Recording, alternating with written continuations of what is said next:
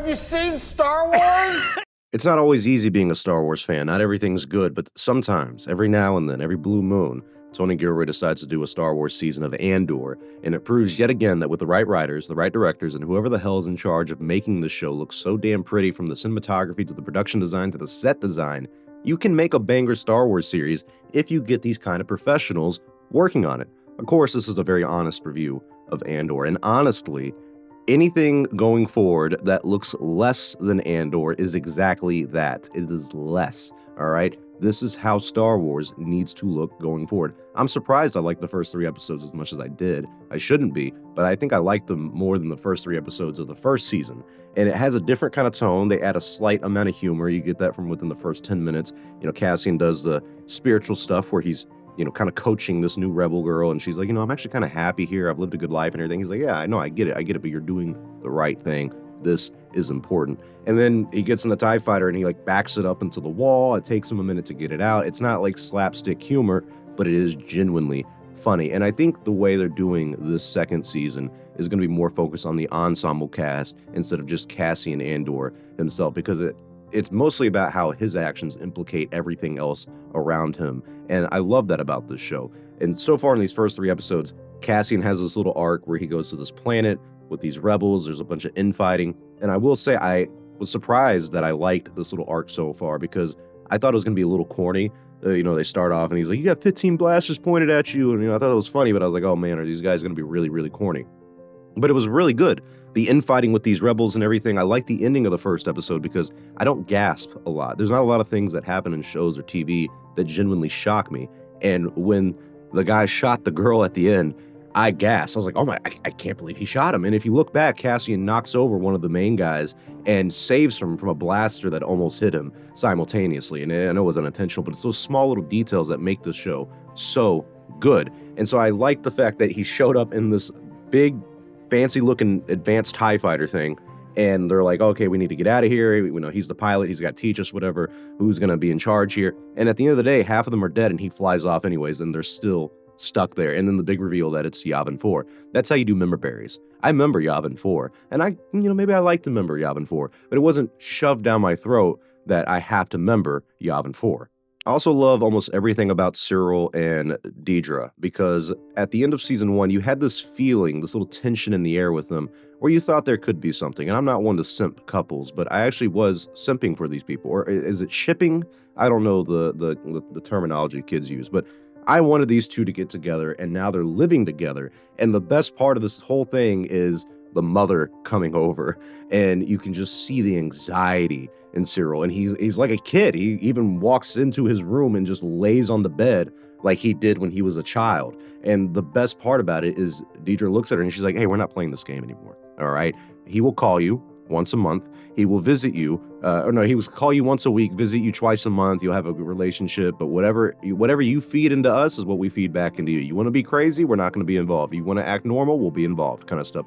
I love that because it's exactly what Siril needs. This is what a healthy couple kind of looks like. They both challenge each other, but push each other to be better. And I like that Cyril's flexing that he's moved up 2-3 positions at work to the new guy who, that's how you do a parallel, mind you. It's not it's like poetry, it kind of rhymes and everything, and it's literally just member berries. You're seeing this young guy in the exact same spot that Siril was in last season, and Siril feeling so confident that he got to this new position.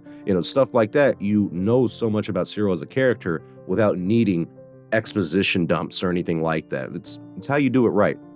Dedra's arc is pretty interesting too, because now she's really moving up the Imperial ladder that they teased in the first season from that one guy, and whoever was her mentor or whoever was her boss in the last season is now kind of like her mentor in this season. I don't know his name. I just remember him, Qyburn from Game of Thrones. But Qyburn's like, look, this is going to look like a demotion, but you're going to be working under, Director Krennic. You should, do that, take that job. This is a very lucky opportunity. And it's nice to see them as almost equals now, and him being that mentor figure, despite last season being her boss and still being her boss in this season, I imagine. But still, I like what they're doing so far with the ISB stuff and everything. I think Dedra is actually a very good character. Brasos and Bix is a whole nother arc in of itself, and that had a little bit of controversy around it. I don't really want to touch on, the assault scene too much. I do say that it, when you watch it, it makes you feel uncomfortable, but I think that was intentional. Stuff like this in Star Wars is very rare, and I think there's a fair argument to make that maybe this shouldn't belong in Star Wars. But I think when you do something like this, you have to approach it in a tasteful way, and I think they truly did that. I mean, I had no issues with the scene, truly. I felt uncomfortable watching it because I was like, oh my gosh, this poor girl. But there's that kind of vengeance at the end when Bix kills the Imperial officer, and almost the second he shows up, you feel that tension building over the 2 episodes leading up to that scene.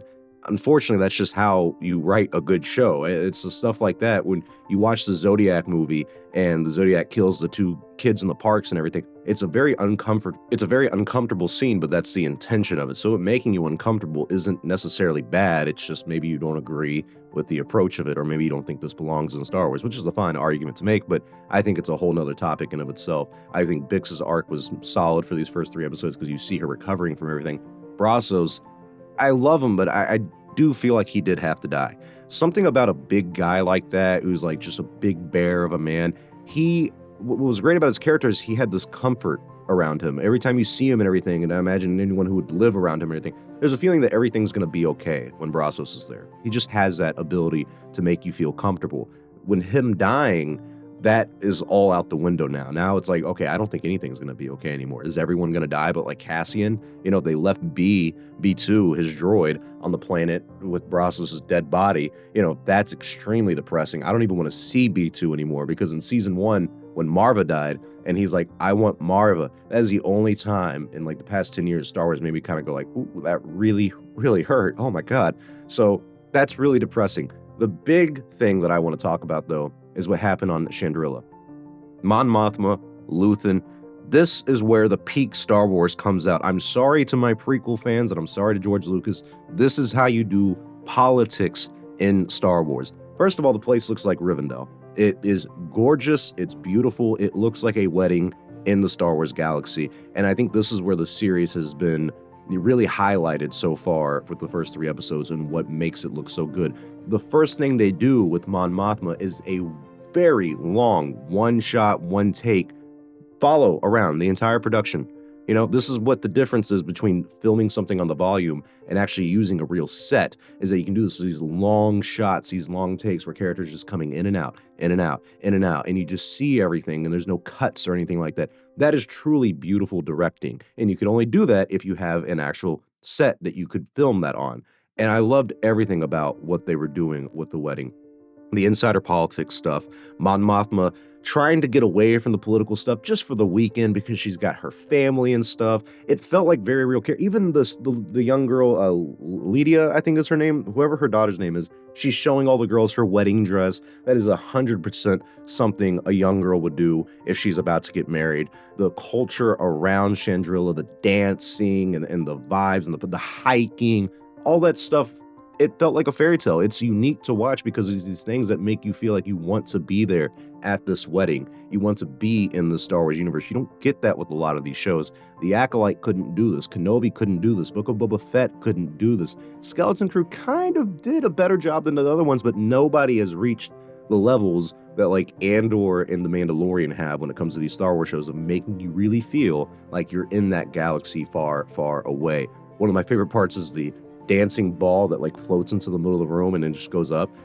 The little techno music, it gave you dubstep Earth vibes, but yet it did still feel like a Star Wars song. Mon Mothma dancing her troubles away and everything, I thought that was beautiful as well, because you can see the gears turning in these people's heads. That's another beautiful thing about the writing and directing in the show, is that sometimes it's nice to think of what these people are thinking about. Instead of them just saying everything audibly with their words, you have to interpret it through their facial expressions, through their thoughts and everything, the reactions to things. Even Mon Mothma's husband staring at her and Tay across the room and everything. He thinks she's cheating on him, but in reality, she's got this entire rebellion going on. Luthen surprising Mon Mothma by showing up, and then at the end, Cinta picking up Mon Mothma's friend Tay, and she's about to go kill him. It's stuff like that like, it's shocking. It's shocking to see Cinta there, and Belle's like, oh my God, like that's the woman I love. Like, what is she doing? And Cinta's like, hey, what's up, cutie? I gotta go kill this guy real quick, but I'll see you at home tonight. Like there's so many layers to the show that you do need to rewatch it a couple times to really appreciate almost every little small intricate detail. What I will always love about Andor and what Tony Gilroy has done is that he has made this feel truly like a galaxy far, far away. He has made all the characters feel real. You can explain their motivations, explain their characteristics, explain who they are as an audience member without having to write a book about them to explain what they did in the show. That is how Star Wars is to be done. This is what Star Wars looks like when you have the professionals making it. I'm sorry, but you look at this compared to what Leslie Headland did with The Acolyte, with the same amount of money, it's night and day. If Star Wars does not have the same level of care going forward, like I said at the beginning, it is simply less. I remember at Star Wars Celebration the other week, Dave Filoni said something like, "Oh, I don't like to compare Star Wars shows or Star Wars projects to each other. I love it all. It's all Star Wars." You know, if I was making a Star Wars show and Tony Gilroy was making one too, I wouldn't want you to compare it either, because Dave Filoni, on his best day, could not write an episode of Andor. He just simply couldn't. He does not have that in him. It's not a disrespect to him. I'm just saying there's different levels of artistry in this, and Tony Gilroy is on another level. First 3 episodes, I think, are almost flawless. There's only a couple scenes I saw that I was like, okay, they definitely shot that on the volume. But other than that, this is a 9.5. I don't want to rank the episodes individually because I don't remember them individually. I just remember it all as one little arc. I think them releasing it in 3 episodes actually kind of worked for this one. We'll see what happens next week when they release the next 3 episodes, 4 through 6. But yes, combined at these 3 episodes, 9.5 all around. 9.5. Not perfect, not a 10, but there's not almost anything you can take away from it, which I think is great for a show like this. You can't say that for a lot of other Star Wars shows. Even if you like the entire series or the entire season, there's always an episode or two that you can go, eh. You don't have that with Andor so far, 3 episodes in. But tell me your thoughts in the comment section below. What do you guys think about Andor Season 2 so far? What would you rank or rate the first 3 episodes? Do you think it's a 9? Do you think it's a 10? Is it an 8? Leave your thoughts in the comment section below. Like if you enjoyed this video. Subscribe for more Star Wars only content in the future. I'll see you all next time, my friends, and may the Force be with you always.